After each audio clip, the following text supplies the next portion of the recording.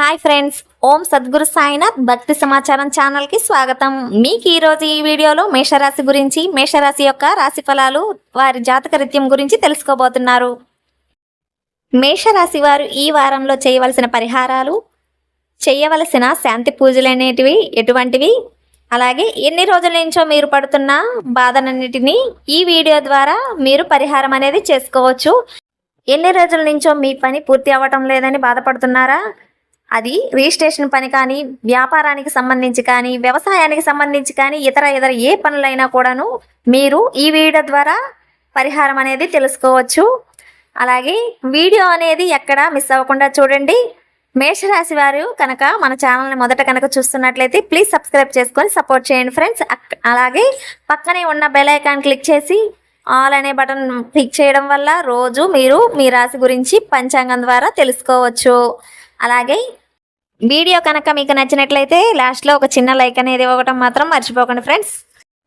మేషరాశి వారికి ఈ వారంలో, ఈ సంవత్సరంలో ఆదాయ వ్యయాలనేది, ఎటువంటి ఆదాయాలు అనేది, వ్యయాలనేది, రాజపూజితం అనేది ఎలా ఉండబోతుంది, అవమానాల గురించి ఇప్పుడు ఈ వీడియోలో మనం తెలుసుకుందాం. ఇప్పుడు మొదట మేషరాశి వారి యొక్క రాశి ఫలాలు గురించి. అశ్విని 1, 2, 3, 4 పాదాలు, భరణి 1, 2, 3, 4 పాదాలు, కృతిక 1వ పాదం. మేషరాశి యొక్క ఆదాయ వ్యయాలు గురించి.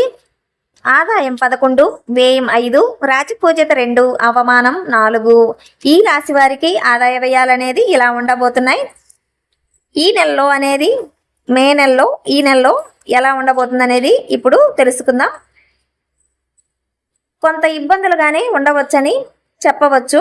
ఈ నెలలో వచ్చేసి ఆర్థిక లావాదేవీల గురించి అసంతృప్తికరంగానే ఉంటారు. ఆదాయాలకు మించి ఖర్చులు అనేది పెట్టవచ్చు. ఆరోగ్యానికి సంబంధించి అంతంత మాత్రంగానే ఉంటుంది. ఈ వారం అంతా, ఈ నెలలో కూడా అంతంత మాత్రంగానే ఉంటుంది. ప్రతి చిన్న విషయానికి కలతలు అనేది చెందటం జరుగుతుంది. ఈ వారంలో బంధుమిత్రులతో విభేదాలు అనేది, వ్యవహార విషయాల్లో కూడా వ్యతిరేకత ఉంటుంది. చాలా జాగ్రత్త వహించాలి. అలాగే మిశ్రమ ఫలితాలు ఉండబోతున్నాయని చెప్పాను కదా, అది మీరు వ్యాపారానికి సంబంధించి, మీరు ఏ వృత్తి అయితే చేయబోతున్నారో ఆ వృత్తికి సంబంధించి అనేది కొంచెం మిశ్రమంగానే ఉంటుంది. అలాగే వృత్తి, ఉద్యోగానికి, పనికి సంబంధించి ఒత్తిడి పెరిగినప్పటికీ కూడాను మీరు పట్టుదలతో ఈ పనులు అనేది పూర్తి చేయగలుగుతారండి. అలాగే ఆర్థిక ఖర్చులు అనేది పెరగకుండా జాగ్రత్త వహించాలి. జాగ్రత్త వహించడం చాలా మంచిది. ఈ నెలలో కుటుంబ సభ్యులతోటి చిన్నపాటి విభేదాలు అనేవి వచ్చాయనేది అవకాశం అనేది ఉంటుంది. కాబట్టి చాలా జాగ్రత్త వహించాలి. మీ మాట తీరుపై చాలా కీలకంగా నిర్ణయాలు అనేది తీసుకోవాలి. మాట తీరుపై చాలా జాగ్రత్త వహించాలని చెప్తున్నాం. ఆరోగ్య విషయంలో కూడా అశ్రద్ధ అనేది వహించకూడదు. ముఖ్యంగా ఆహార అలవాట్లపై శ్రద్ధ అనేది, దృష్టి అనేది పెట్టాలి.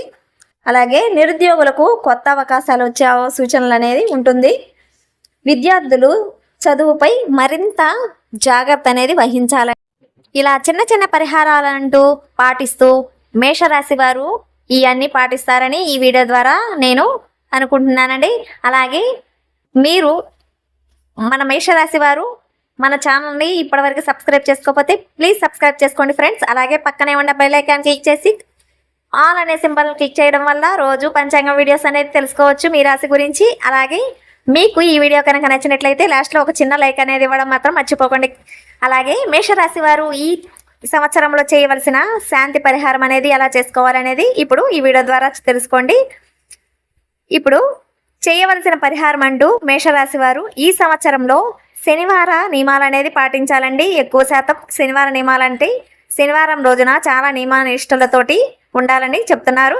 అలాగే శనివారం రోజున శివాలయానికి వెళ్ళి అభిషేకం చేయడం వల్ల చాలా మంచిది. ప్రతిరోజు కాకపోయినా మీకు శని స్తోత్రం అనేది జపించడం మంచిది. అలాగే శనివారం రోజున శివాలయానికి వెళ్ళి అభిషేకంతో పాటు ప్రతిరోజు కాకపోయినా శని స్తోత్రం అనేది రోజు జపించటం, లేదంటే శివారాధన చేయడం వల్ల చాలా మంచి జరుగుతుంది. మీ శని దిష్టి, నర దిష్టి దోషాలు అనేది తొలగిపోతాయి. అలాగే మీకు కుదరని వారికి ఇంకొక పరిహారం అంటూ ఉంటుంది. ఎప్పుడైనా సరే మీరు కుదిరినప్పుడు శ్రీశైలం అనేది వెళ్ళి జాగారం అనేది చేయడం వల్ల ఈ శని దోషం అనేది పోతుంది. ఈ శని దిష్టి, నర దిష్టి దోషాలు అనేది ఈ పరిహారాల ద్వారా మీకు ఈ సంవత్సరంలో విముక్తి కలుగుతుంది. అలాగే మీరు ఇవన్నీ పాటిస్తారని అనుకుంటున్నాను ఫ్రెండ్స్.